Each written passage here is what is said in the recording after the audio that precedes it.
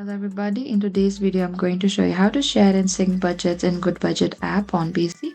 Goodbudget lets you share one budget with multiple people like family or partner using something called household account as well. When connected, everybody sees the same envelope, all the transaction updates in the real time. So in order to share and sync, open any of the web browser you prefer. In the top, there's an address bar typed on goodbudget.com and enter it here and make sure to log in the top right, and during the setup your account becomes your household. And this is the main shared budget. You can share your login with your partner or family by giving the same email plus the password to the person you want to share with. They log in on their device, PC or the phone, and that is it. No invite links needed. Sharing works by using the same account login. And once both are logged in, you can also add or edit envelopes, record expenses, you can add transaction, fill in the envelopes as well. And all the changes sync instantly across device. Example, you spend $10 on food and your partner instantly sees the updated balance sheet as well. And you can use it together. And that is the sharing. In Goodbudget on PCs, use one account, log in multiple devices, changes sync instantly. Thank you for watching this video. I hope I could help you. If you have any queries or confusion, please comment down and we will reach out to you very soon.